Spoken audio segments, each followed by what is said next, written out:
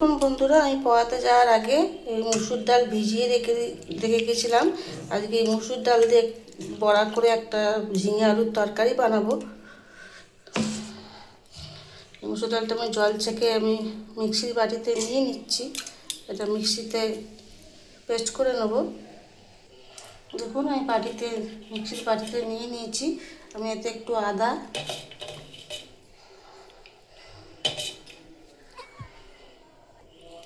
একটা কাঁচা লঙ্কা দিয়ে পেস্ট করে ফিরে আসছি। দেখুন, আমার মুসুর ডালটা একদম পেস্ট হয়ে গেছে। আমি এতে একটু নুন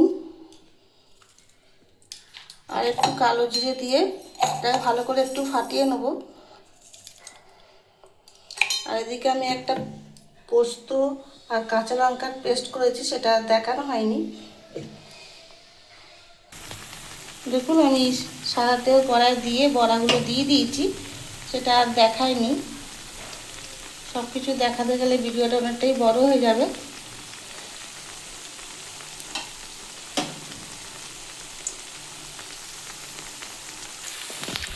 দেখুন, বড়াগুলোর এক পিঠ হয়ে গেছে, আমি আর এক পিঠ উল্টে দিয়েছি। আর মানে ডালটা অনেক পরিমাণে ফাটিয়েছিলাম বলে দেখুন বড়াগুলো খুবই ফুলেছে। দু পিঠে এভাবে ভেজে নিয়ে ফিরে আসছি। দেখুন বন্ধুরা, আমার বড়াগুলো ভাজা হয়ে গেছে। আমি এটা ঝিঙে আলু দিয়ে ঝোল করব, তার জন্য কড়াই তেলের মধ্যে একটু শুকনো লঙ্কা,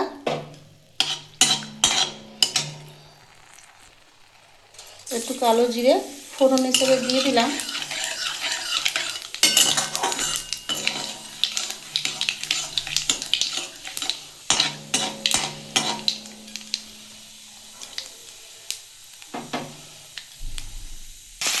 ফোড়নটা আমার হয়ে গেছিলো, আমি এর মধ্যে আলু আর টমেটো দিয়ে দিয়েছি। একটু ভালো করে ভেজে নেব। সামান্য একটু নুন দিয়ে দিলাম। ভালো করে একটু নাড়িয়ে দিচ্ছি, দিয়ে আমি একটু চাপা দিয়ে দেবো।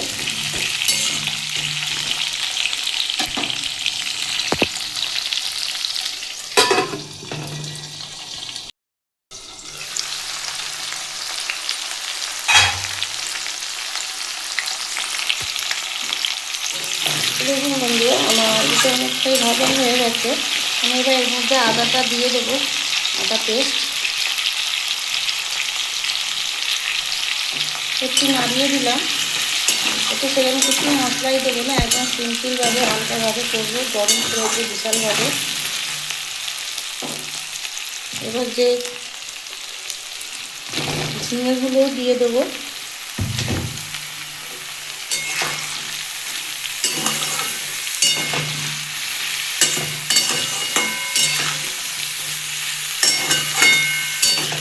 ঝিঙেটা দিয়ে ভালো করে নাড়িয়ে নিলাম।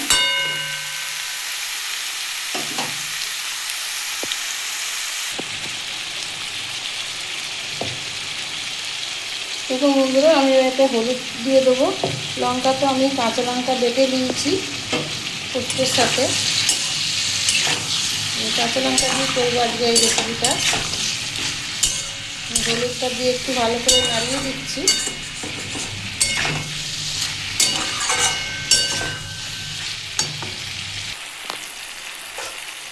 একটু সামান্য চাপা দিয়ে দিলাম।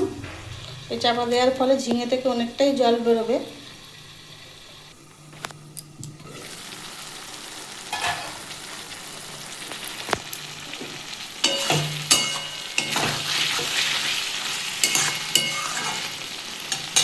এবার আমি যে পোস্ত আর কাঁচা লঙ্কা, লাল কাঁচা লঙ্কা দিয়ে বেটেছিলাম পোস্তটা, এই জন্য পোস্তটা লাল লাল লাগছে। আমি এটা দিয়ে দিলাম। এতে একটু জল দিতে হবে, অনেকটাই লেগে আছে। আমি একটু নাড়িয়ে দিচ্ছি পোস্ত দিয়ে। একটু সামান্য কষিয়ে নেব।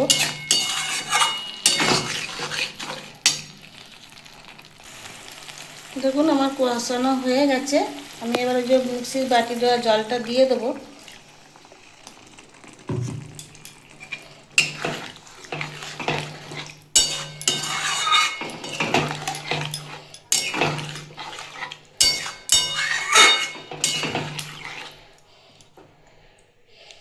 আমি একটু চাপা দিয়ে দেবো এটা ফোটার জন্য।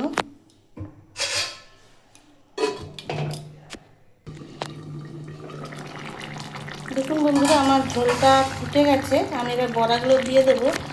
আর আমার সবথেকে একটা মিস্টেক হয়েছে, নুন দেওয়াটা আপনাদের দেখাতে, মানে ওটা স্কিপ হয়ে গেছে, কীভাবে ক্যামেরাটা বন্ধ হয়ে গেছিলো, ওটা আমার দেখানো হয়নি, তার জন্য সরি।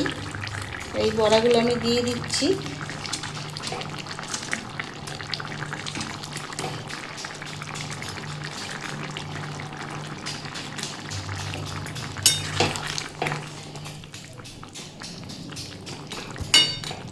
বড়াগুলো আমি একটু ঝোলে ডুবিয়ে দিচ্ছি। নিরামিষের দিনে এরকম একটা তরকারি হলে দারুণ লাগে খেতে। আমি আবারও একটু চাপা দিয়ে দেবো।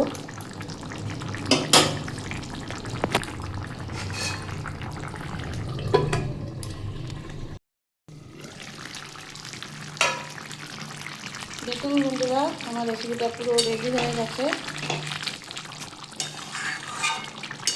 বড়াগুলো কতটা ফুলে গেছে। আমি এতে একটু ঘি দিয়ে দেবো। নিরামিষ তরকারিতে একটু ঘি দিলে তার টেস্টটা দ্বিগুণ হয়ে যায়।